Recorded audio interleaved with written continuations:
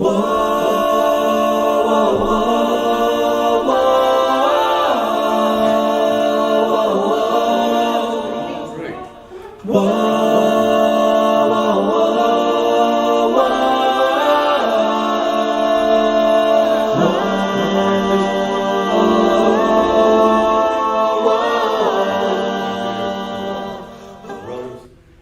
you still, in 2025, if you still dealing with the Constantinian religious mindset, then heck, just like that brother says, man, you're taking the strong drink and you're still drinking it. Yeah, you still on that milk, the wrong kind of milk. So we're just going to go ahead and jump into this, Elder, if you don't mind, praying. Yah, we give you thanks here on this here holy Shabbat, and we ask you to give us wisdom this day and have us focus on what, as a people, you would like for us to go ahead and do. We know it's to be obedient, but help us to be doers of your word, and not just speaking and giving a bunch of lip service, actually be doers of your word. So we ask you in Messiah's precious name, bless us this day. So be it. So be it. So Shabbat Shalom, everybody. Today's lesson is titled, it really should be titled like the Maga Messiah / Auto de Fe. So can you turn that down in there? We're going to start out in Psalms 115. And we're just going to get straight into this thing. So, you want to read? Okay. So, remember, Psalms 113 through Psalms 118 is called the Hallel Psalm. So, whenever you have the Feast of Tabernacles, this was one of the songs that they would always sing. So, go ahead, Elder. Okay. Not unto us, O Yahuwah, not unto us, but unto thy name give glory for your mercy and for your truth's sake. Wherefore should the heathen say, where is now their Elohim? But our Elohim is in the heavens. He hath not done whatsoever he hath pleased. Their idols are silver and gold, the work of men's hands. They have mouths, but they speak not. They have eyes, but they see not. So basically, the gods of the idols of the world are fake. They're not real. They have no power. And during this time, we're supposed to be praising the Most High, giving Him thanks. Always giving Him all the praise, all of the honor, and all of the glory. All right, keep going. They have ears, but they hear not. Noses, but they smell not. They have hands, but they handle not. Feet, they have, but they cannot walk. Neither speak they through their throat. They that make them are like unto them. So is everyone that trusteth in them.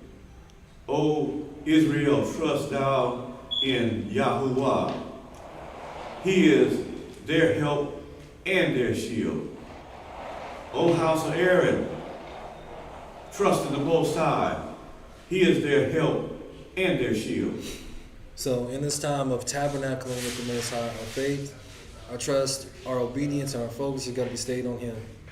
Not everything that's going on in the world, because the world believes, like just like you were talking about, in a lot of nonsense through religiosity, I think is the word that they use. It don't make any sense. People be being over-righteous for no reason. We'll keep going. You that fear Yahuwah, trust in the Most High. He is their help and their shield. The Most High have been mindful of us. He will bless us.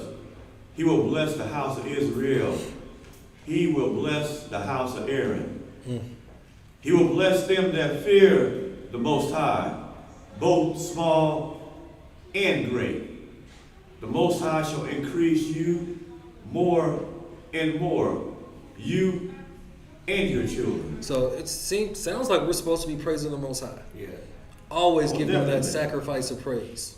And fear on y'all. And fear on him, because Yahuwah is good and his mercy endures forever. Go ahead. You are blessed of the Most High, which made heaven and earth. The heaven, even the heavens, are the Most High's, but the earth he has given to the children of men. The dead praise not Yahuwah, neither any that go down into silence. For he will bless, but we will bless the Most High from this time forth and forevermore. Praise Yahuwah. So again, we're supposed to be praising, giving salutations to him. It's not always about the outward expression before people. A lot of times it's just praising him in your thoughts. You know, seeing the Creator in other people, like, oh, I see the Most High moving in your life. You know, but always giving him praise, keeping him first. And so yesterday I said, if you hadn't read Ezekiel 37, when it comes to the Feast of Tabernacles, that's what they believed in the first century was the fulfillment of the Feast of Tabernacles. So we're just going to read this real quick, if you don't mind. It's close. Ezekiel 37. I think it works. Huh? Go ahead. The hand of the Most High was upon me, and carried me out in the spirit of the Most High, and set me down in the middle of the valley, which was full of bones, and caused me to pass by them round about. And behold, there were very many in the open valley, and lo, they were very dry. And he said unto me, Son of man, can these bones live? And I answered, O Most High, Yah, thou knowest. Again he said unto me, Prophesy upon these bones, and say unto them, O ye dry bones, hear the word of the Most High. Thus saith the Most High Yah unto these bones, Behold, I will cause breath to enter into you, and ye shall live. So the people were dead. Yeah. So again, the Feast of Tabernacles is also talking about the people being restored. We know that people of other nations have always been able to become a part of the body of Mashiach, right? But this thing in Ezekiel 37 is specifically about the people coming back from the dead, a dead state, right? Yeah. And so, like you said, the nation. So another thing that goes on during this feast is they sacrifice like 70 different animals like throughout the first 7 days, which represents each of the 70 nations. So in case y'all didn't know that. And I will lay sinews upon you, and will bring up flesh upon you, and cover you with skin, and put breath in you, and you shall live, and you shall know that I am the Most High. So I prophesied as I was commanded, and as I prophesied, there was a noise, and behold, a shaking, and the bones came together, bone to his bone. And when I beheld, lo, the sinews and the flesh came upon them, and the skin covered them above. There was no breath in them. If you were saying this, would this not freak you out a little bit? Like, man, you just speaking to these things, and then it just bodies are just forming, dead bodies. Yeah. You don't never see that. Right. Then he said unto me, Prophesy unto the wind, prophesy, son of man, and say to the wind, Thus saith the Most High Yah, Come from the four winds, O breath, and breathe upon these slain, that they may live. So I prophesied as he commanded me, and the breath came into them, and they lived, and stood up upon their feet, an exceeding great army. And this all is the people. right. This is what you would call the awakening, right? An awakening of the people to their actual heritage, getting back to the ancient paths, right? Then he said unto me, Son of man, these bones are the whole house of Israel. Behold, they say, Our bones are dried, and our hope is lost. we are cut off for our parts. Therefore prophesy and say unto them, Thus saith the Most High Yah, Behold, O my people, I will open your graves and cause you to come up out of your graves and bring you into the land of Israel. Now, when you know scriptures like this, when you talk about the resurrection, how does it get transferred to the whole world?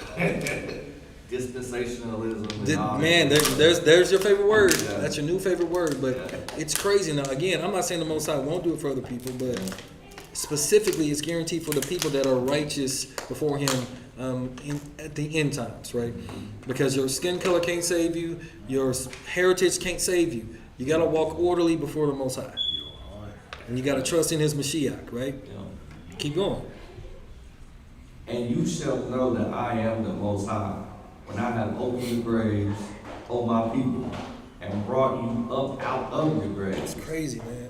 and shall put my spirit in you, and you shall live, and I shall place you in your own land.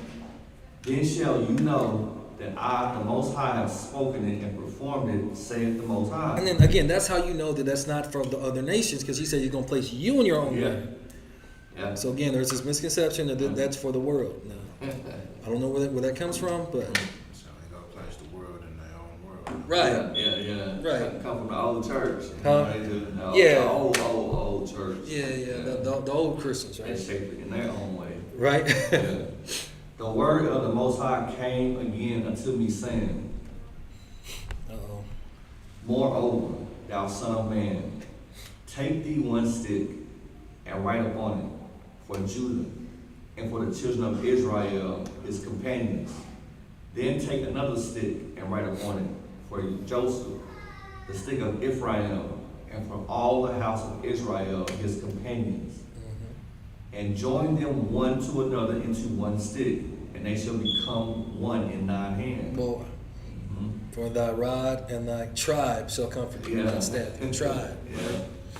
And when the children of thy people shall speak unto thee, saying, Will thou not show us what thou meanest by these? So they didn't even understand it. Like, what do you mean we're dead? See, and like, you got to think, they didn't even understand it. Like, wait, so we're going to be dead and then we're going to come back to life. What you talking about? And what do you mean, like, there's a stick for Judah and then there's a stick for Israel? Joseph, what are you talking about? I mean, give me some understanding. Almost like a parable, huh? Boy, Hebrew idiom. Yeah. Say unto them, Thus saith the Most High Yah, Behold, I will take the stick of Joseph, which is in the hand of Ephraim, and the tribes of Israel, his fellows, and will put them with him, even with the stick of Judah, and make them one stick, and they shall be one in thine hand. And the sticks whereon thou writest shall be in thine hand before their eyes. So he said he's going to make these two kingdoms one stick in his hand. As it was from the beginning. Yeah. So shall it be. And then on top of that, even these other nations, these other ethnicity, bring it on down here, where they'll even become joined to us. Exactly. And this is the reason why that you start to see even during this awakening, a lot of people of other ethnic groups, other nations, they're realizing that they've been had. Yeah. You know, they've been bamboozled and now they're coming out speaking because they're upset that their fathers and their mothers had lied to them, saying, you know, oh, hate those Negroes. You mean the Negroes? Yeah. Oh, no. They're some of the most distasteful people on the earth, on the planet. Yeah. And then they realize, hey, man, these people, we can't get blessed unless we go ahead and bless these people. Yeah. And we ain't talking about those Ashkenazi sitting over there in the righteous people's land. Yeah. You know, so it's really everything's coming to fruition.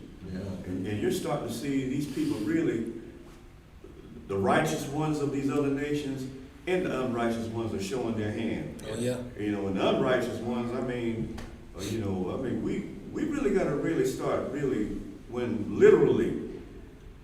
when you hear everybody talking, have your head on a swivel. Yeah. Literally, Yeah. man. I mean, Yeah. literally. And just because, and I have to emphasize this, you're gonna go ahead and see even our own house, our own people. Mm-hmm.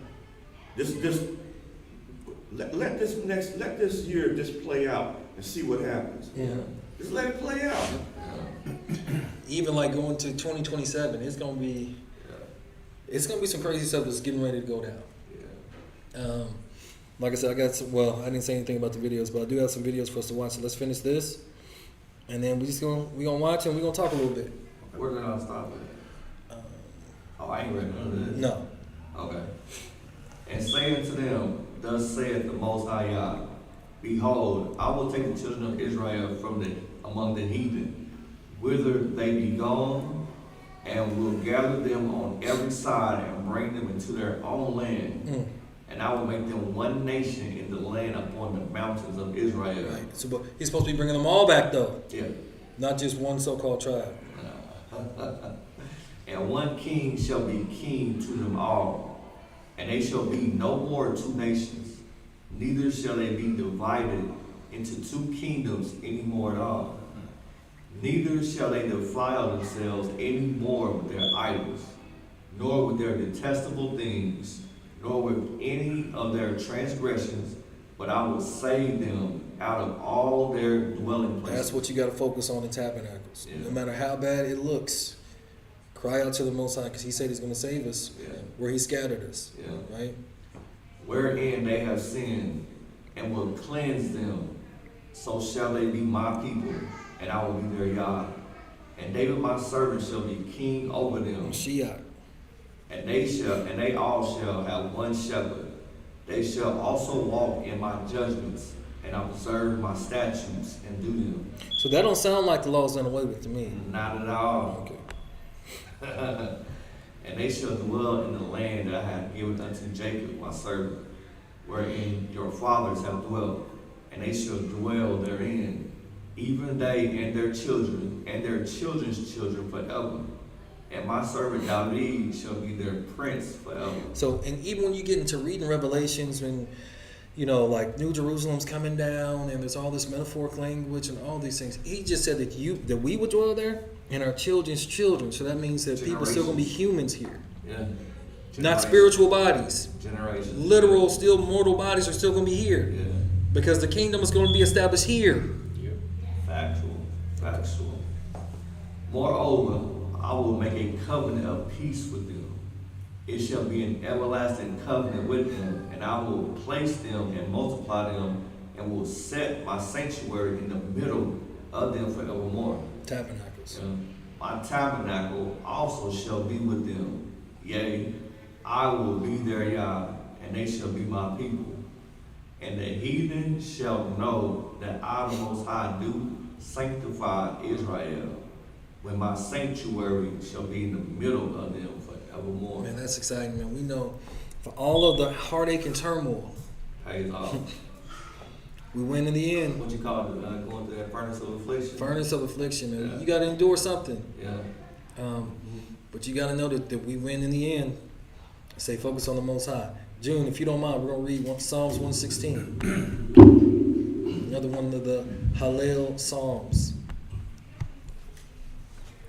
I love Yahuwah, because he hath heard my voice and my supplication, because he hath inclined his ear unto me. Therefore I will call upon him as long as I live. How powerful is that, knowing that you got a creator that will answer your prayers when you cry out to him? Yeah. When you, like in your lowest hell or Sheol, when you don't think that can't nobody save you, that there's no way out, you cry out to him and he saves you, because we forget that he's ready to forgive and he's ready to save. We got to keep that like in the foremost part of our minds. Like, man, no matter what's going on in the world, we're going to praise Yahuwah. Because Yahuwah is good and his mercy endures forever. Right? Merciful God. Mm-hmm. The sorrows of death compassed me, and the pains of hell got hold upon me. I found trouble and sorrow. Then called I upon the name of Yahuwah. O Yahuwah, I beseech thee, deliver my soul. Gracious is Yahuwah and righteous. Yea, our Elohim is merciful. Man. Yahuwah preserveth the simple.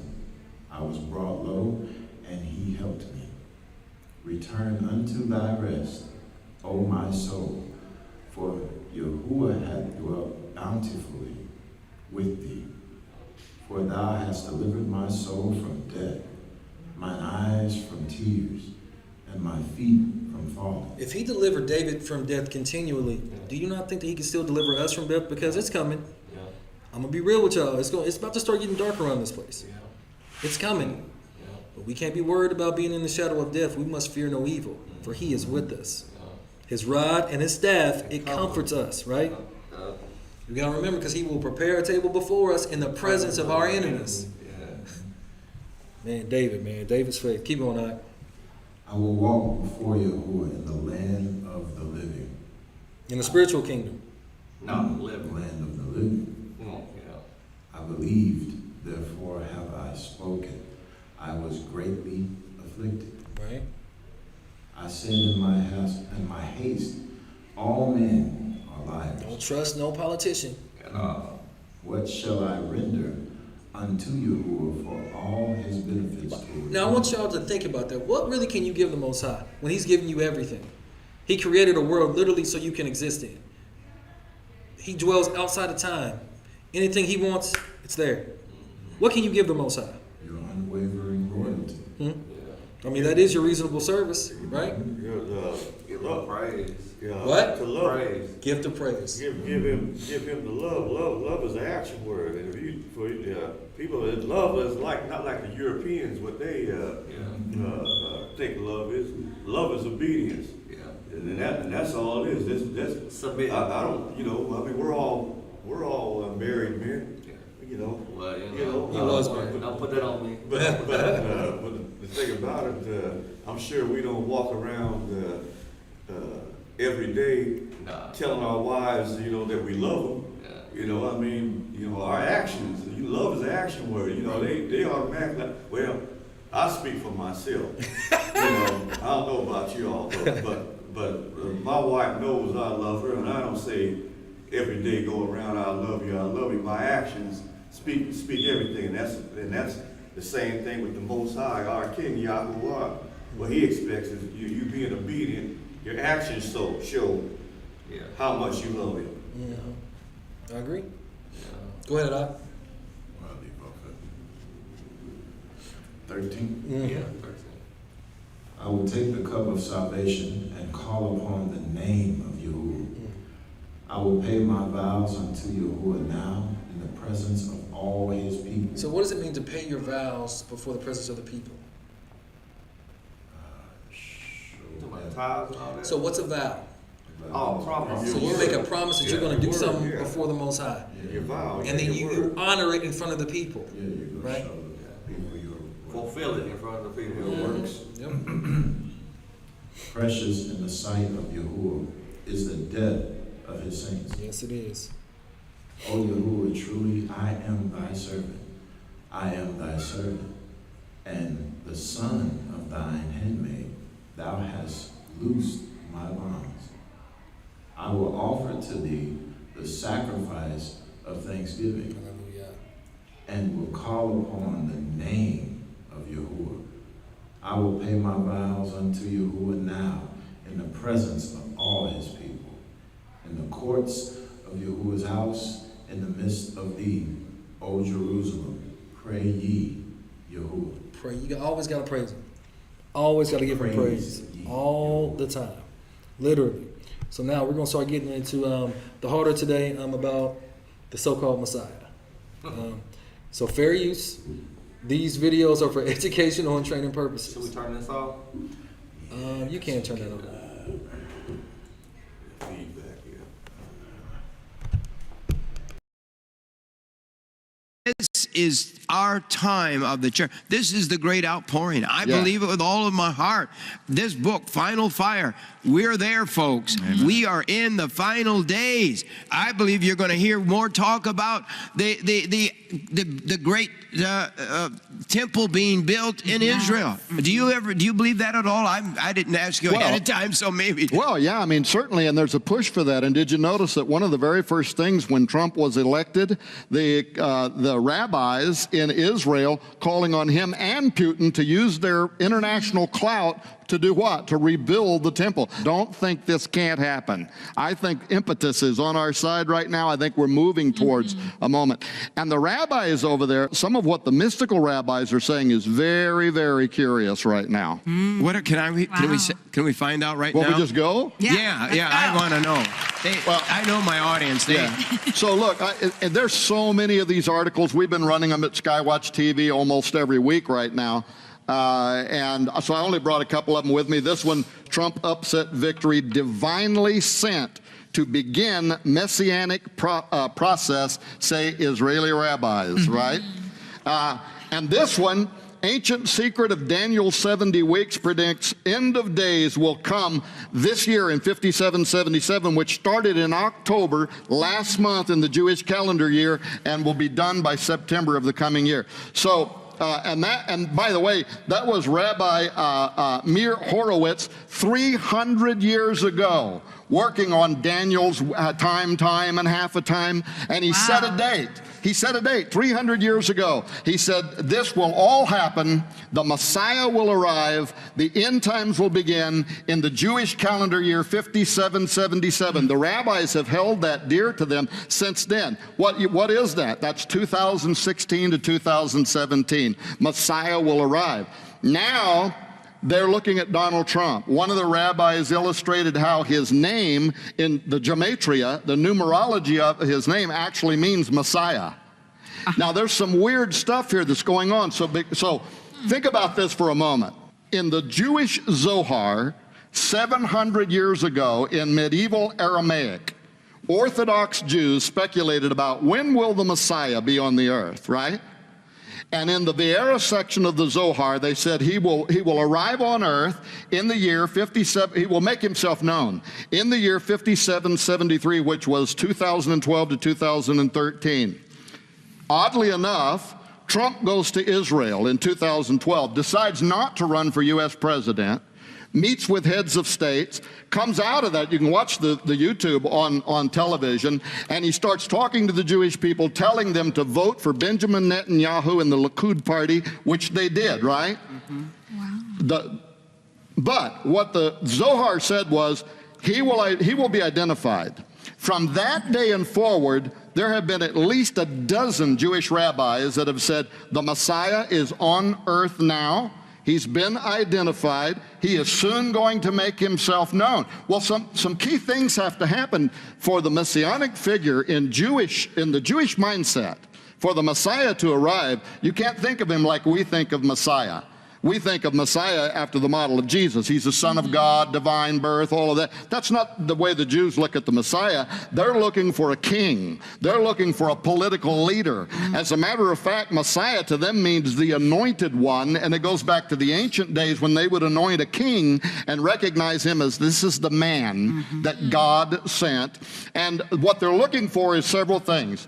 First of all, they're looking for somebody in a political figure who can lead decisive battles in defense of Israel. This is why the only politician on the face of the earth that was standing up and saying, if I'm elected president, I'm going to be the biggest friend that Israel's ever had. We're going to undo the Iran deal, well, blah, blah, blah, right? And being a friend of Benjamin Netanyahu. Secondly, they're looking for, when the Messiah comes, there will be an ingathering of Jews from around the world back into the Holy Land. That's why the rabbis, on the eve of his election, went on television and said, we need to call now Jews from around the world, come back to Jerusalem because the Messiah is here, right? Yes.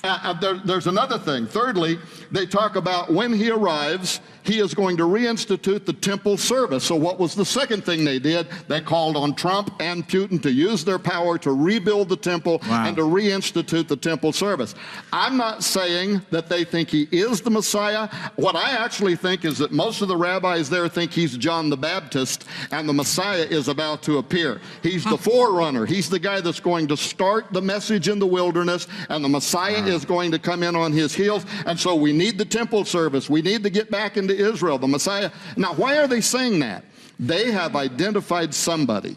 I mean, there could be a few rabbis there that think he's the Messiah. The other third key is he has to be of the Davidic dynasty. He has to be of the Davidic bloodline, and there is an effort right now to go back through the European monarchy, cousins of President Donald Trump, to show that his bloodline goes back to the Davidic dynasty. Now, why are these efforts underway? I'm just saying there's something very strange here that's going on, and everything I'm saying can be verified. Multiple news agencies, the Jerusalem Post, Breaking Israel News, they're all talking about this right now. Wow. So they too believe that we are in the end times. They too believe that the Messiah is about to appear. We would say the second coming is about to happen, but their Messiah is going to be a false Messiah. He's going to be the Antichrist, right? I also don't believe Donald Trump is the Antichrist. So I think that the smart ones in Israel are looking at him right now. They're saying he is God's, what we would call John the Baptist. He is God's messenger. When he takes over in January, there is a 5777 countdown to the appearance of the Messiah, and something could happen overnight that could lead to the reconstruction of the temple.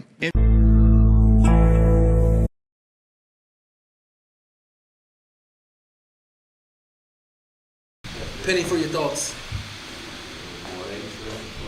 They slip politics in there. So he's the Messiah and he's John the Baptist.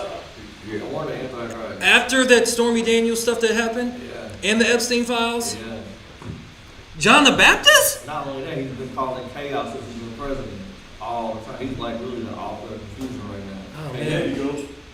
Yeah. Bro. He's more of an Antichrist. That's why I just try to show everyone. I mean, I know we're not gonna fall for him. Ain't no way. But a lot of people are just bewitched by this guy. It makes no sense in the world to me at all. So This is I got more. So we keep thinking that he's only got a little bit over 3 years left. Oh, no. Because there's something he said on the interview. He said, Don't even worry about it. We about to watch it. okay. We about to watch this thing. Okay. Because they're planning so far ahead and people aren't paying attention to what's really going on. Yeah. So again, fair use is for educational and training purposes only. You can turn the mic over.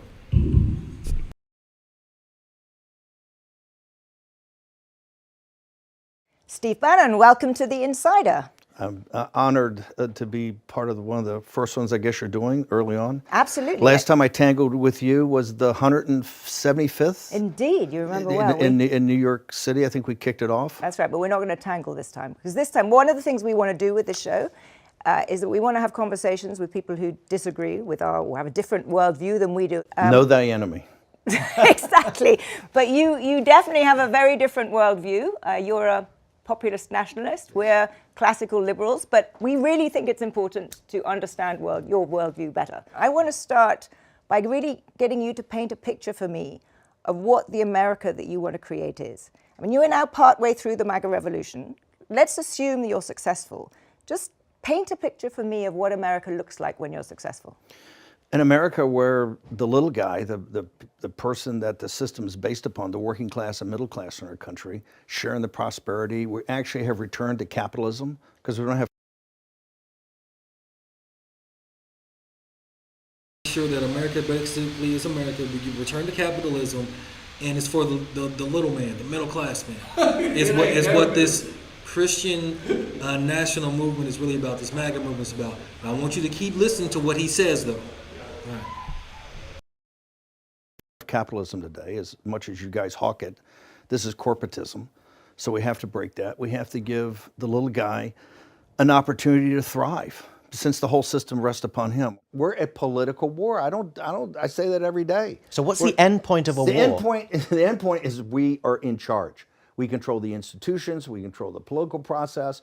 We actually have reclaimed this country, turned it around, put citizens first, and created a entrepreneurial capitalism paradise for average people in this country to happen to be citizens. And we're not going to back off 1 inch until we get it. And guess what? We're winning. You use the word war a lot. If you really think there is a risk of civil war and the situation is as bad as you are saying, don't you have a responsibility as someone who sees this and who's a student of history and has seen what has happened in history to calm things down rather than Not to calm things down at all, to warn people. Do you think if we calm things down, they're going to stop? What planet are you living on? This is my problem with this whole concept of liberal debate. We're in a revolutionary time, both technologically, geopolitically, right? Financially. You're talking, in this magazine, you tell me we're heading to financial Armageddon. There's no other way you can read this. Hang on. If you don't warn people about it and say, we must go to the ramparts. Because if you're just passive and docile and just flick the channel and watch the National Football League and go to Taylor Swift concerts, it's over. You need to rally people to say, no, you represent from time immemorial, from every patriot's grave back to the beginning, the basic working man and woman that has always saved this country in moments of crisis, in the Revolution, in the Civil War, in the Great Depression, World War II. It's always come back to the little guy. This is the fourth turning. The strength of the populist nationalist MAGA movement in this country is we're anti-fragile. We're resilient. You can give us your best shot. You can put us in prison. You can take our credit cards away. You can debank us. You can deplatform us. You can have all the tech stuff that happened. We can't be beaten if we don't quit. And if that takes hot rhetoric, you ain't seen nothing yet, because we're now getting into the middle of this fight, and we're never gonna kowtow to these people. We're never gonna get on our knees to these people. We're never gonna apologize. We're never gonna say we're sorry. All we care about is victory begets victory begets victory, and we know that we're ascendant and they're in decline. So, Steve, when you look at history and you map the lessons of history onto the situation today, the crisis we're in today, is it your belief that the only way through this crisis is through some sort of conflagration? And if so, do you think your role is to accelerate that, to bring it out so that it happens fast and you come out on the other side better and faster? Or is it to stop? Is it to stop the crisis? Is it a belief that actually, you know what, we can work to stop the crisis and actually change is better brought about through evolution rather than revolution? This was not evolution. I think that to avoid actual civil conflict, which I think you're seeing right now, the beginning of the harbinger of it. If you want to stop that, you have to bind together tighter. We, as a populist nationalist movement, as a MAGA movement, we need to do like the redistricting fights. We need to get, this is why I was down in Texas, we need to get the House in a situation that is permanently defendable by the MAGA movement, right? So it's a blocking mechanism. And take that, like I said, you move a maximalist strategy with a sense of urgency, and you seize the institutions. And that's what we're doing right now. I don't see how that is a recipe for diffusing this crisis. I think that what happens is when people feel shut out of power and interest groups cannot get representation and cannot get an input into the way that policy is made, that's precisely when you end up with civil war. I disagree. Because there is no alternative. Because I think the mechanism will be that people in the Democratic Party will adjust and change, say, hey, we actually have to start winning elections, and we have to have a message that can resonate with many Americans, that we can start getting back control of the House of Representatives, we can take the Senate, and most importantly, we can take the presidency. I think you'll see I think that you'll force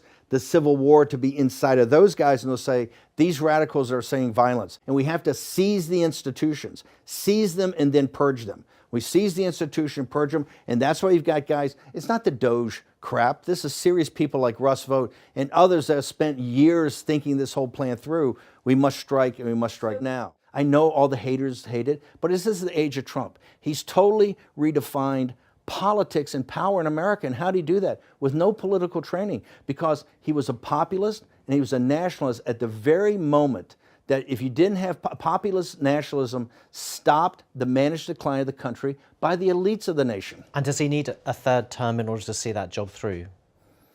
Well, he's going to get a third term. So Trump 28, Trump is going to be president in 28, and people just ought to get accommodated with that. So what about the 22nd Amendment? There's many different alternatives. At the appropriate time, we'll lay out what the plan is, but there's a plan, and President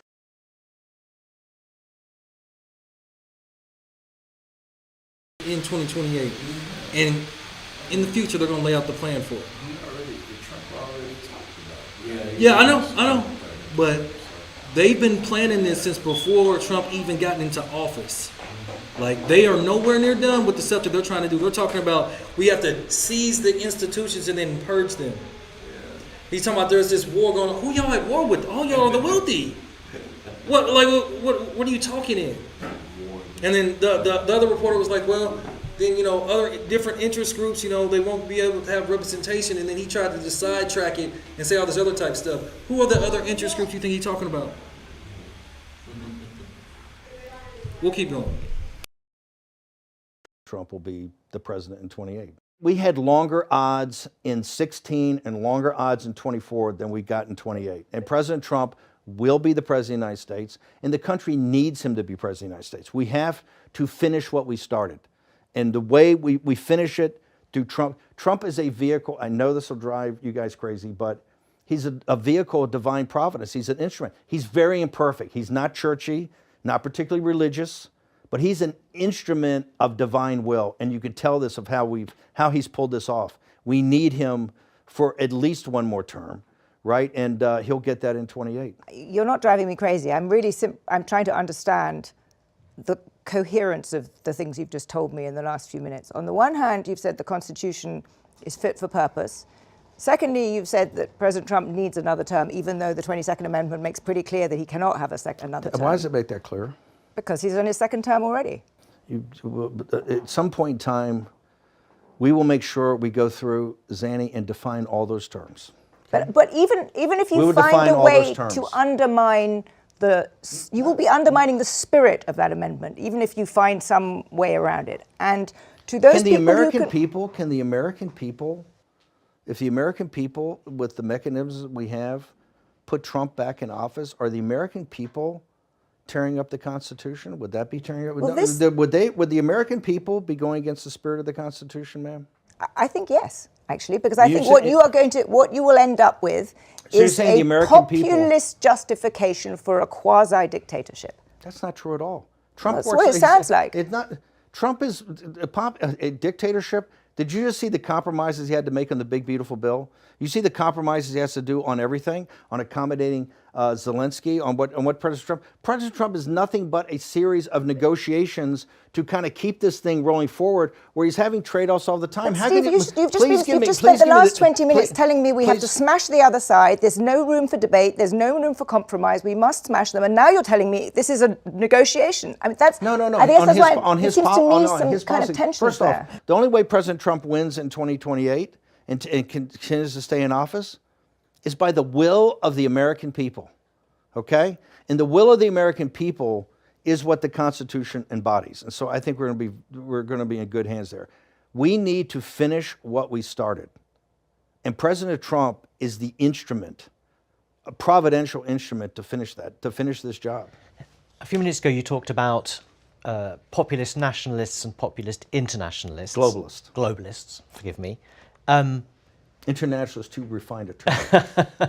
You were something of a populist globalist when you spent a lot of time in Europe building. Not a populist globalist at all. It was all national. No, I didn't say we're not. It's not about us having engagement. Look, we're a nation in the world. We're not isolationist. I've never said that. I'm a non-interventionist. I don't want to be in the bloodlands in Ukraine. I don't think the country should, or in the Middle East. It's a sideshow. I'm all for direct engagement with the Chinese Communist Party because we see what they're trying to do. Now, I'd like not to send troops there because there's other ways we can do that without putting people, but no. The European project, because remember, in this very room is where Nigel Farage first talked about Brexit. Before it even became a thing, we had a gathering of the beginning of the MAGA movement. This isn't like in 12, 13, 14. Nigel would come over and we'd host these huge dinners for you, and Nigel would stand up and give these talks about getting Britain's sovereignty back. And we had all the populist little, the Alternative for Deutschland and the Salvini group, the Alliance, and people in Vox. All these different people would come, but because we saw they were all fighting a common fight. So give me a kind of scorecard, just going around Italy, France, Germany, Britain, of where these parties lie. Will Farage be a prime minister next? Of course he'll be prime minister. I mean, look, you have two parties that are, the Tory party's 250 years old or older. If you take Labor and Tories right now, the Reform Party is bigger than both. I think it's 36% of those two are 35%. Of course, he's going to be the next prime minister. And in if you had France? France is going to be, it's going to be Front National or Front, it certainly will be, and I hope it will be Le Pen and not the younger guy. Alternative for Deutschland.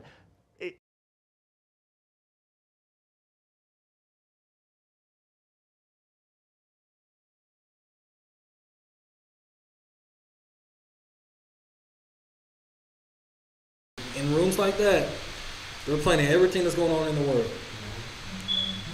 And everything, all roads seem to revolve around Trump. Like I said, you think that he only got 3 more years, but they are very confident that he's going to be in there a third term. Yeah, you got to turn the light back on. But actually, Steve Bannon, welcome to the Inside. So I got one last video because this is going to show you that they really believe that he's the Messiah for real. I know, I've been saying it, but fair use again. This is for educational and training purposes. We won't watch this whole thing. I only probably put 15 minutes of it on.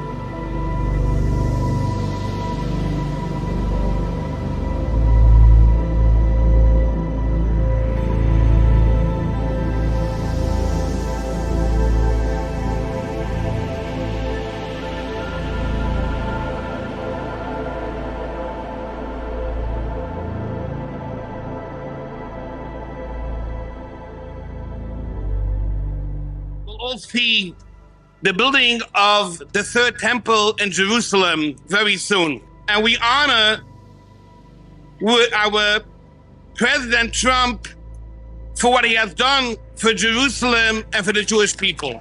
Interesting. I was visiting Jonathan in his Jewish voice, so I went to the Jewish deli. And of course, we had the discussion on Trump. I asked them, who is Trump to you? And you know what they said? Trump is our new Messiah, actually.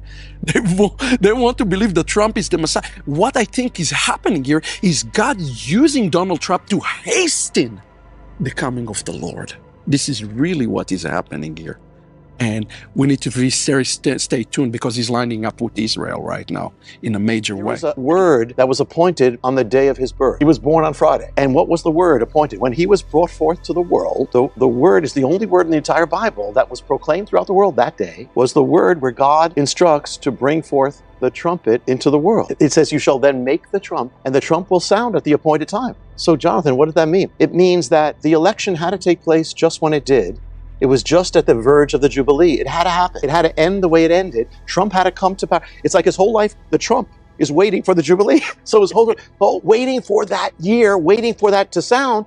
And when Rabbi Goren on the other Jubilee sounded, the reason why he had a shofar is because he based it on that scripture that was the scripture of Trump's birth. Will Donald Trump be the one to initiate the building of the third temple? Well, these Jews in Israel believe he will. And not only that, they believe he is actually a type of Messiah to them. This is in their own words and in their gematria. Yes, he, I believe, is the Mashiach of Edom. See? And that's why I believe that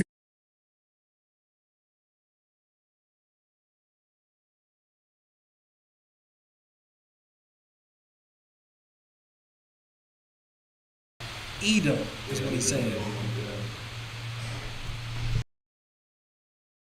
Gematria of Donald Trump is Gematria Mashiach ben David. Somebody had to do it. I am the chosen one. Somebody had to do it. President Donald Trump was the first American president who stood up in defiance to the entrenched and endemic anti-Israel attitude of all previous U.S. administrations towards our presence in the Holy Land, an attitude that was in place for the past 70 years. Only he or somebody like him would be the person who deserves this great honor of representing Western society and fulfilling the prophecy uttered to our matriarch Rebecca, the elder one will serve the younger one. And I stood proudly with our friend and ally, the State of Israel. I kept my promise, recognized Israel's eternal capital, and opened the American embassy in Jerusalem, and actually got it built. I actually got it built. We thank you, O Lord, for President Donald Trump's courage in acknowledging to the world a truth established 3,000 years ago, that Jerusalem is and always shall be the eternal capital of the Jewish people. Don't laugh, but what if the great sages, the Chazal, were right in saying that when the Messiah comes, even most Jews won't recognize him? That thought lingers when I consider the strange saga of Donald Trump, a man who didn't descend from heaven with fire and fanfare, but with executive orders and political disruption.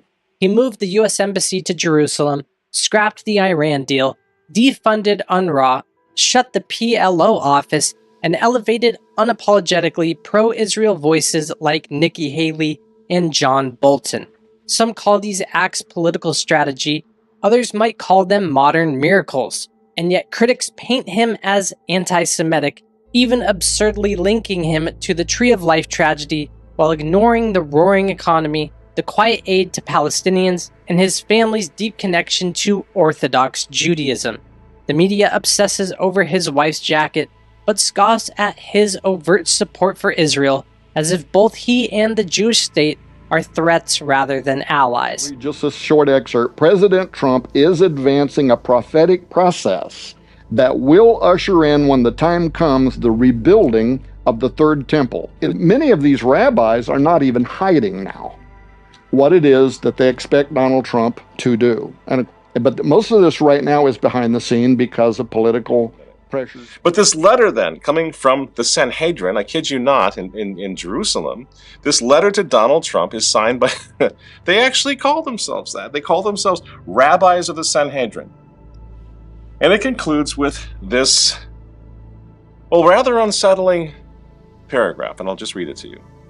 Quote, "We invite you to meet with the Sanhedrin court rabbis in Jerusalem to discuss the establishment of an international divine court, an IDC, for all nations. This court would be based on the 7 universal commandments given to Noah and reaffirmed at Mount Sinai, a foundation for global peace and divine justice," end quote. Now, of course, they are talking about the Noahide laws.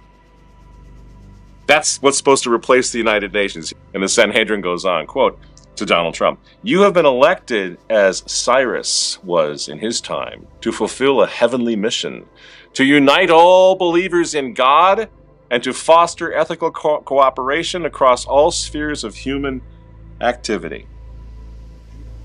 And when I speak about education and sharing, in the words of our Rebbe, Rabbi Menachem Schneerson, at whose resting place you prayed, and at which place you acknowledged God sparing. I was there. Yeah, I was there with you, and you acknowledged God sparing your life. And that's for a reason, because God put you in this place to do the great things, not only that you are doing, but there may not be anyone else alive who could possibly do it. And that's why each of us has to know our mission. It's an honor to be here with the first Jewish president of the United States. In the heat of the 2016 U.S. presidential campaign, when Donald Trump trailed far behind in the polls and his victory seemed like a distant fantasy, an extraordinary event unfolded in Jerusalem, right above what many now believe to be the true burial site of King David. It was here at a small venue called Naval David, perched on Mount Zion overlooking the Temple Mount, that Trump's team in Israel held a campaign rally unlike any other. The location was logistically inconvenient, but that was precisely the point. The organizers wanted to connect with the spiritual heart of Jerusalem, as pre-recorded speeches by Trump and Pence played on a large screen, And as speakers like David Friedman invoked Psalm 128, "May Hashem bless you from Zion," a strange and powerful sense of alignment began to take shape. Rabbi Yosef Berger, guardian of King David's tomb, attended the event and sensed something profound was unfolding. Just as King David once overcame fierce opposition to establish his kingdom, Rabbi Berger believed Trump was tapping into that same energy, and he argues Trump's recognition of Jerusalem as Israel's capital completed the spiritual cycle. The rabbi even points to the gematria of Trump's name, 424, the same numerical value as Mashiach ben David, Messiah from the house of David. I'm going to give you a name of somebody. You come back and give me one name or one descriptive word. Trump. Don't take this wrong, but remember I'm Jewish, and a Messiah is, in Judaism, is the person who would bring the one true God of Abraham, Isaac, and Jacob to the world. A Messiah means a great leader, a great prophet. I believe that Donald J. Trump is a Messiah for what's called the New Jerusalem, which is the United States of America. He was it, and he opened everybody's eyes. That's the only way I could describe it. He's a prophecy fulfilled. What I believe is the one who's going to switch from Yahweh to Yavoid is Donald Trump. He will turn America from Yahweh to Yavoid, because everything he says indicates that. He's going to really be a tremendous president in the United States. Tremendous. He's going to stand up to all the nations of the world. He's going to side with Israel when he realizes that they cannot make peace with Israel, as I've said before, because it's theologically impossible. And that's why I believe, remember I said that the gematria of Donald Trump is gematria Mashiach ben David? Trump, I believe, is the Messiah of Edom, of Esau. And therefore, he will take them from Yahweh to Yavoid. From someone who afflicts Israel to someone who will assist them. And believe me, he's going to be fabulous with the Jewish people. What I believe is that, this is a quote from him, he says, what I believe is that the one who is going to switch from Esau from persecuting the Jews to Esau who is serving the Jews is Donald Trump. Rabbi Kessin claims he is going to purify Edom.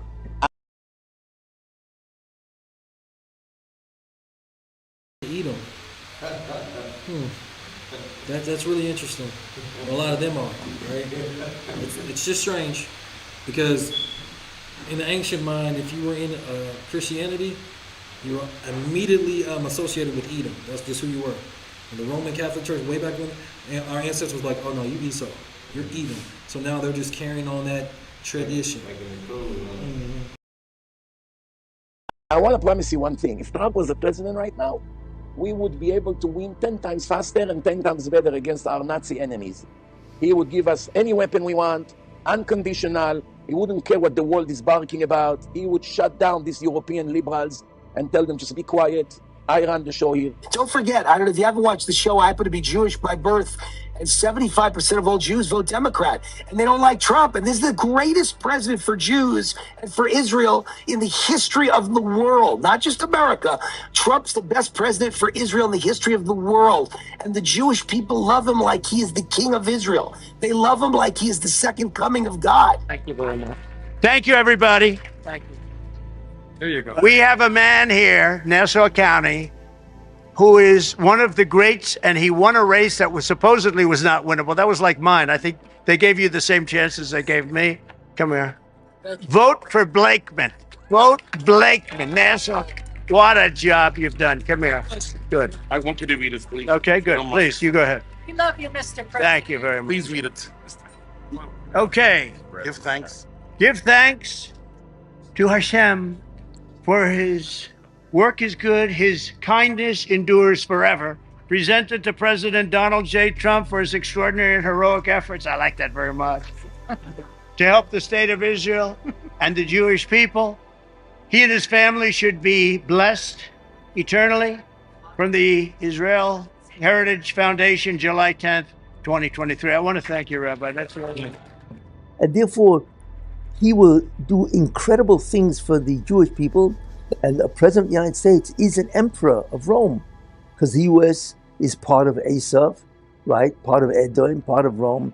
He is really a messianic figure. He is a messianic figure in terms of Edom or Esau. Trump has a mission.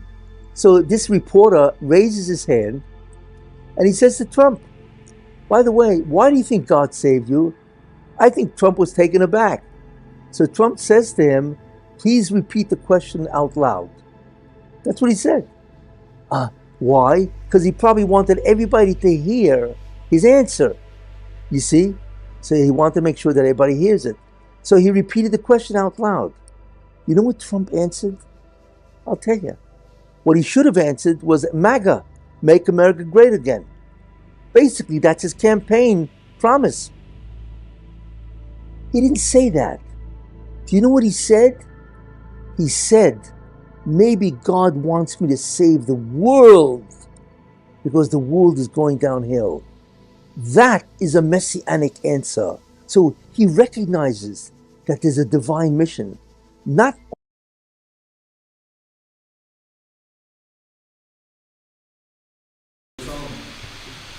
Penny, for your thoughts again. But why, again, why do they keep referring to America as Rome and Trump as the emperor of Rome and as Edom, Esau? So those people that are outside, like in the camps, so they're not crazy. When we be saying stuff like, this is Rome. Yeah. Esau is here. Been here.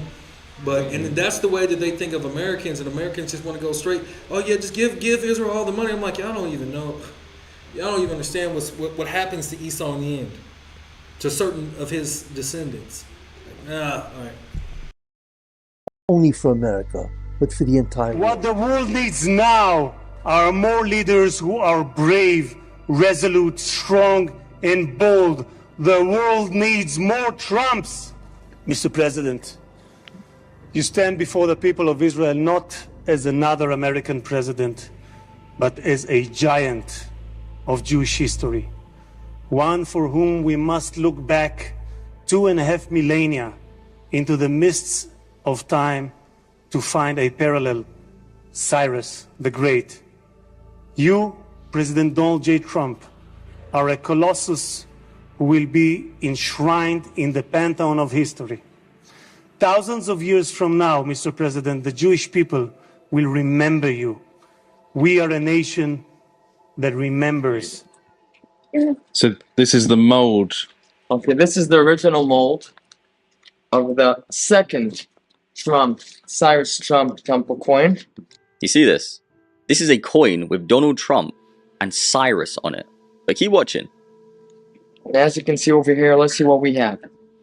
Okay, first of all, we have over here in Hebrew, Lemalot Shivim Shana, to fulfill 70 years. The original verse, to fulfill 70 years, is when the Jews went out to exile, to the Babylonian exile. They were there for 70 years. And after 70 years, King Cyrus said, God, the Lord of the world, gave me permission to let you, the Jews, come back to the land of Israel. And look what he said. And he charged me to build him a house in Jerusalem. That happened about 2,500 years ago. 70 years. For the state of Israel, something happened again. One of the biggest leaders of the world, again, President Donald Trump, and here we see the seal of America. He again recognized Jerusalem as the capital of Israel, of the state of Israel, the people of Israel. And he also built a house in Jerusalem. But we don't want only the embassy.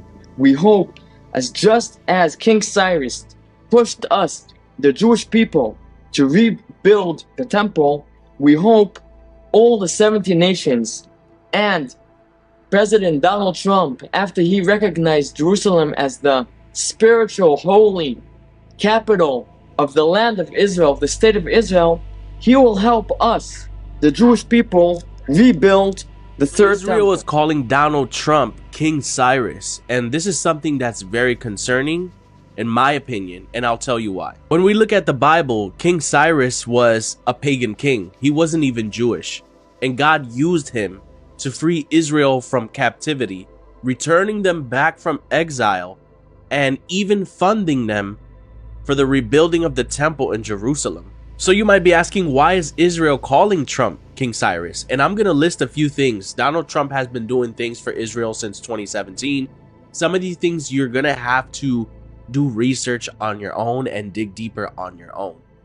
But in his first term, 2017 through 2020, he moved the U.S. Embassy to Jerusalem.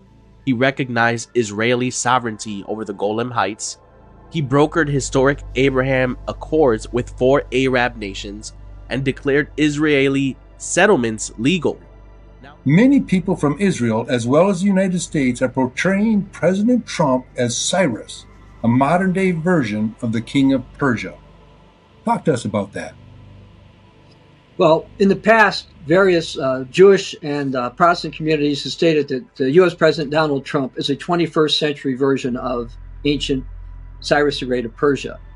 This week, Israel's communication minister, Dr. Shlomo Karl, likened Trump to Cyrus. He said, Trump is the Cyrus of our time, and even more than that. While Cyrus permitted the Jews to return to the land of Israel, Trump not only allowed the Jewish people to act per their understanding, and not only provided Israel the weapons it needed, but he actively participated in the subterfuge preceding the attack and the attack itself. And in Trump's first term, Rabbi Tuli Weitz publicly compared Trump to the king. And in 2018, the Sanhedrin and Temple Education Center even minted a silver coin depicting Trump's image, superimposed of that of Cyrus, who enabled the construction of the second temple back in 538. And back in 2019, Prime Minister of Israel, Netanyahu, compared Trump to Cyrus the Great. But like the first non-Jewish Messiah, Cyrus, who was chosen to assist the Jews in reestablishing themselves in the land of Israel after their 70-year exile in Babylon, the current non-Jewish Messiah was chosen to be of service to the Jewish people and the Jewish Messiah. President Trump's right ear was grazed in a symbolic gesture of Exodus 21:6, where the Torah states that a servant who wants to remain with his master needs to have his right ear pierced. Trump was designated as God's servant and anointed.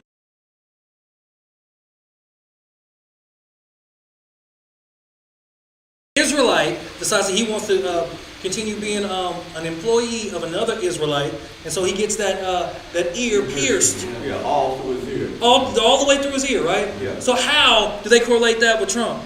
Oh, because the bullet grazed his ear. Are you serious? Assassination attempt. Are you serious? The failed assassination attempt is a piercing of no. That's something that was willingly done.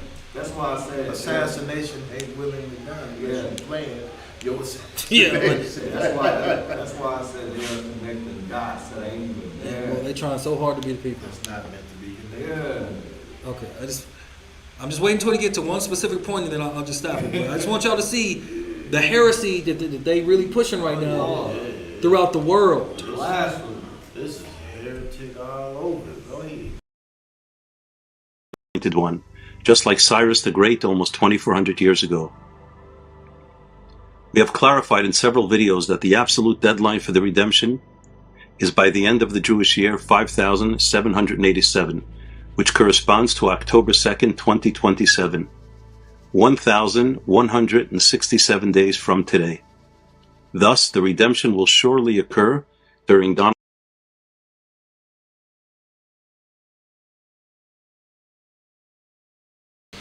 This is why we keep saying this is not the time to fall away, because I'm telling you who's going to be public enemy number one: the people. Judgments always start with the people. I'm just trying to warn people. Like you were talking about earlier, stay vigilant, stay alert. They've already been talking to Mike. The presidential administration's already been talking about it, so we're just policing the black communities because the black communities want to be policed and feel protected. So yeah, no. Protected from what and from whom? When in the history of quote unquote black people have we ever needed somebody to handle our own quarrels with one another? Because when we police ourselves, y'all made it illegal for us to do that. Mm-hmm. So, There's some trickery going on. But I just want y'all to hear all of this deception that they talking about. Donald Trump's tenure. And I have good reason to believe Donald Trump was chosen to be the one to redeem the sins of Esau through offering his assistance in rebuilding the Holy Temple on the Temple Mount and establishing the Jewish kingdom over all of mankind in Jerusalem. There's been reports about these billboards, but I wanted to see one for myself as I've been accused of using AI, which is crazy. But these are actually all over Israel at the moment. In the Bible, King Cyrus was a Gentile, a Persian king that God called his anointed. He was used to free the Jews and rebuild the Second Temple in Jerusalem, and that's why many see Donald as a Cyrus figure, which is a leader raised up to defend Israel and realign nations for prophecy to unfold. I said it. I wrote it in 2016. Donald Trump will be the modern day Cyrus. And now his face is Cyrus the Great all over Jerusalem. And then you got the president of Israel, who's not the same as the prime minister, introducing Donald Trump, saying he is the modern day Cyrus. And it's Cyrus. So Cyrus was the ancient Persian king who defeated the Babylonians, allowing the Jews to be freed from captivity and go home to build the second Jewish temple. Right. Now this is in Isaiah 45, and then of course you have a lot of people who say, 45. 45th, yes. Yeah, 45th yes. president. And what's interesting about it is this coin has Trump next to Cyrus, and on it says, and he charged me to build him a house in Jerusalem.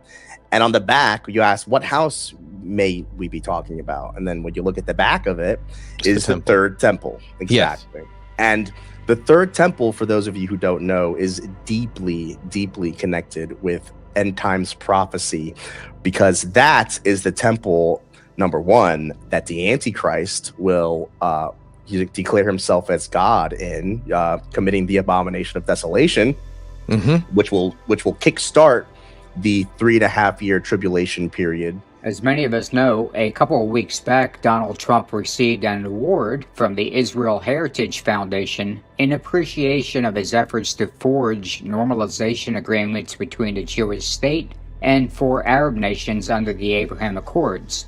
The award, a menorah, was presented to the former president at Mar-a-Lago on February 26, and the following inscription was on the plaque at the menorah's base.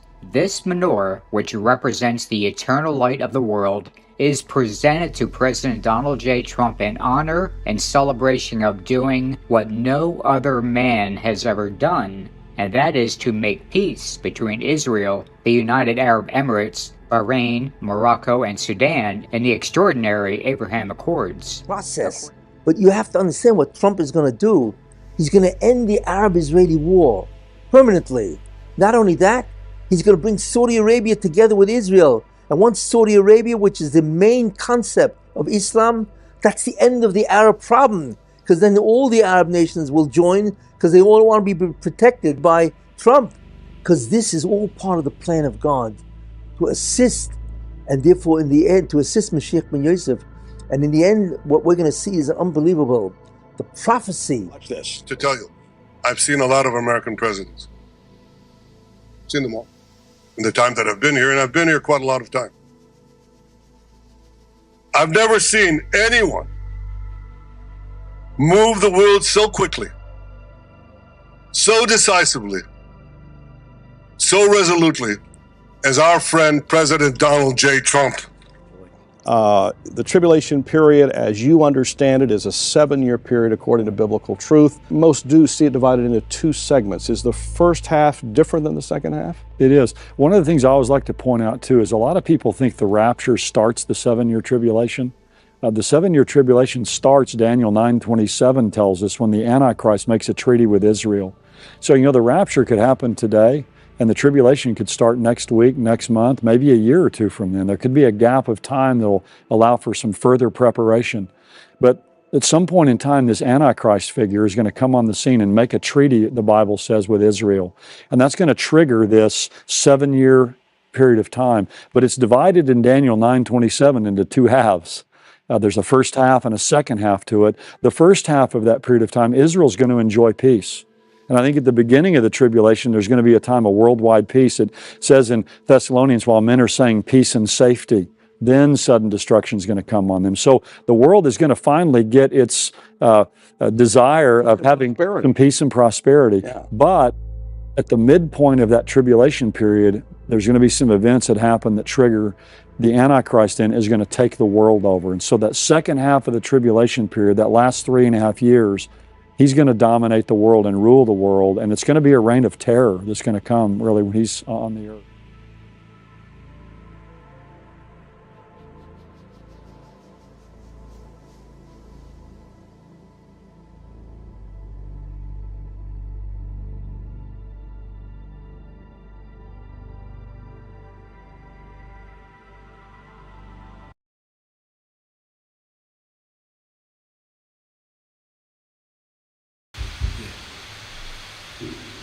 Okay, let's analyze this now, family. If there is peace and safety, when it comes down to it, let us rightfully divide this. What Yah is saying to his Torah. Is he talking about the peace and safety to the land over there in Northeast Africa? Or is he talking about the people, the true house of Israel, Yasharel? Because if it lines up as far as the people, his people, peace and safety for them to leave us alone in this wicked land for 7 years, that might be a good thing. You know what I mean? I'm just saying, food for thought. But we know what Yah says about, hey, long as until the righteous people inhabit that land again, there will never be peace.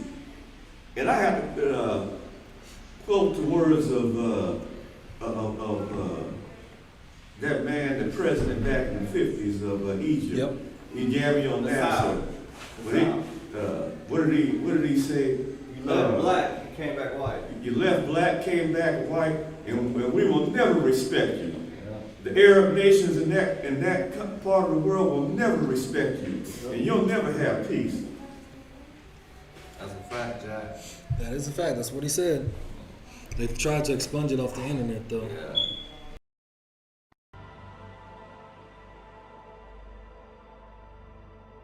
Few hours, Israel and Hamas have agreed to something historic, a ceasefire with a hostage prisoner exchange and a withdrawal of the military in Gaza. No one saw this agreement coming.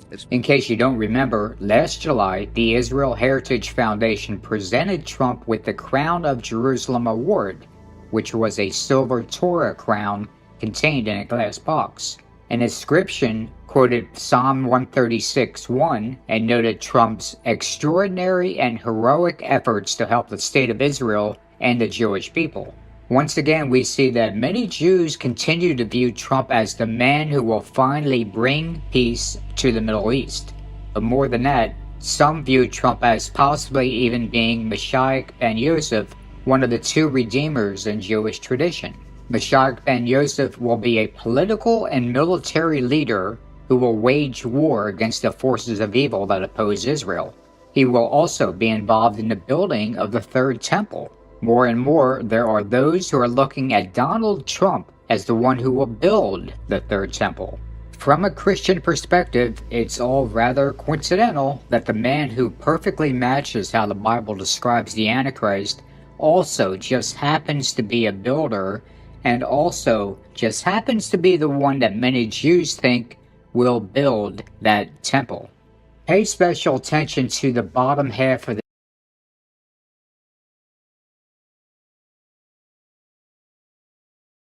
So that's the way the world's going. That's what they want people to believe. We know we can't fall for that. We'll just go over a few more slides and we'll just call it. We're getting back into some history, Lost Tribes and Promised Lands by Ronald Sanders. So getting back into why the Jews were converting into Christianity or Catholicism. It says the Inquisition, after his death, that when asked why he preferred Christianity to Judaism, Cavaleria, have replied, could I, as a Jew, ever have risen higher than a rabbinical post? But now, see, I am one of the chief counselors of the city. Who hinders me from fasting on Yom Kippur? If I choose, in keeping your festivals and all the rest, when I was a Jew, I dared not walk as far as this on Shabbat. But now I do as I please. This is as ambivalent a Judaism as it is cynical a Christianity. The rabbis may well have been just as offended by a Jew who became a Christian so he could walk as far as he wanted on Shabbat, and the priests whereby a new Christian who still occasionally fasted on Yom Kippur. For the moment, the kings and nobles who filled their courts with such men did not care. So you're going to see why, right? So racism in the universities and purebloods. The signs of a reaction to the possibility of the taint heresy in every Christian of Jewish blood had come as far back as 1414, when the University College of San Bartolome in Salamanca banned membership to anyone who was not of pure blood. What is pure blood? Genealogy. Hmm? You talk about what they call pure blood. Like Because I've heard pure blood a lot of times that part of that ancestral blood. Ancestral blood. So they stopped allowing Jews to be able to do certain things. You couldn't even go to this college if you were not of pure blood. So the onset of racism back then was not about your skin color. It was literally about your bloodline. And it was literally from the church, right? So whoever wants to read the slide, read the slide. What are pure bloods going back to Spain? Skip the first sentence. Just go to the second sentence. Start with the. The idea of pure bloods refers to the historical concept of purity of blood that originated in Spain, not a group that is going back to Spain. This was a discriminatory legal and social concept used to classify people who were considered to have old Christian ancestry, free from Jewish or Muslim lineage, particularly after the Reconquista. So if you were a so-called dark-skinned person and you were a Moor or a Jew, you couldn't go to certain schools. It was called the Limpieza de Sangre, right? Pure blood laws, right? Okay, keep going. Limpieza de Sangre. This Spanish term literally means cleanliness of blood and was a doctrine developed in the 15th century. Pure and impure. It was used to distinguish between old Christians, those of Catholic heritage, and converts from Jewish or Muslim faith or their descendants. What was the M word? Moranos. So you were either a crypto, quote-unquote Jew, a Morano, or a converso, or a new Christian. Proverbs and bywords, right? Okay. Go ahead, Elder.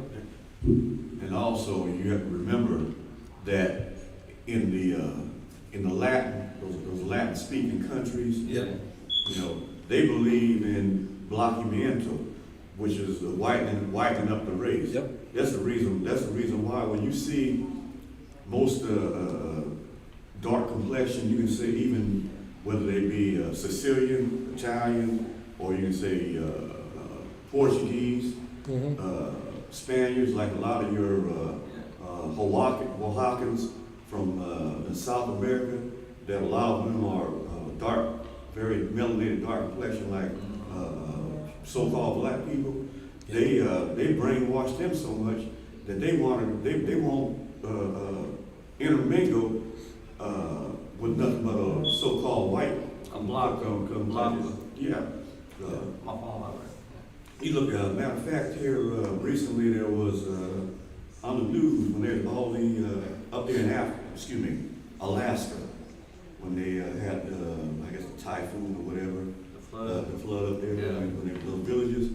You when you look at some of those pictures back 60 years ago, and 60 years ago is not that far. No, it's not. Those people up there in those villages were very dark, melanated people. Right. So what happened to the mindset of the people where they wanted to be white? Yeah. They whited out, blocky mancho. This here, there it is. Yeah. So it says social and political implications. The concept was used to determine a person's social standing and to justify discrimination against those who could not prove their lineage was free from Yahudim or Muslim ancestors. Okay. And the only reason why we're going over these things is because with this rise in Christian nationalism, like one of those videos that we saw when he guaranteed that Trump was going to win again, these Christian nationals, it's really, in my opinion, starting to feel like it's the spirit of the Inquisition all over again. Fair uses for educational training purposes. This is not long. This is like barely a minute. Because even the conservative guys, when they pushed back against, BLM and we was kings, and all this kind of like black people are great and the only things that's ever been bad about them is because they're victims and have been oppressed and blah, blah, blah, blah, blah. And so when BLM and wokeness and all that stuff was going on, there were conservatives who pushed back. They were a little cowardly and a little late, but eventually they pushed back. But even the ones who pushed back, they pushed back to say, black people aren't that great, but neither are white people. And you're doing identity politics, by saying that I'm black and these are my people, but no one should be doing it. Like the way that it was pushed back against, instead of saying, because what should have been said, and I'll probably get clipped for this, but what should have been said is, hey, cut it out. You need to grow up. Stop throwing a fit. You're throwing a tantrum. Stop being a little boy. You're whining and crying about something that's ultimately your fault. Yeah. Stop blaming it on other people. It's your fault. Because here's the deal. It's like, well, slavery. The richest black people on God's green earth are African Americans. If slavery never happened, then you would be in a grass hut. Yeah. Right? Well, we need reparations. Your reparations are that you get to live in America. You're welcome. You're welcome. You get to have the Christian religion. That's live right. better than your ancestors. The greatest ever moment in history for any brown or black country is the moment that the white man's ships arrive on your shore.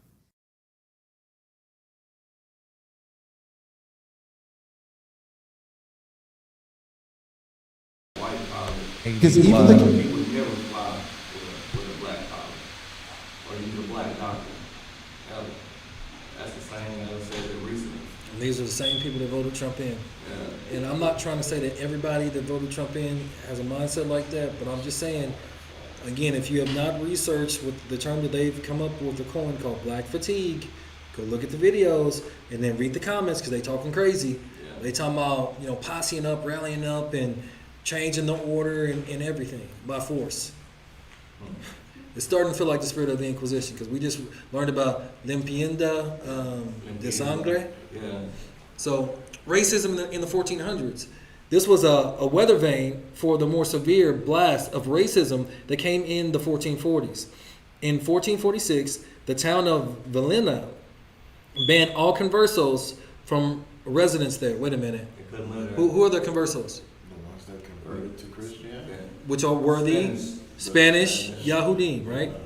Conversos, right?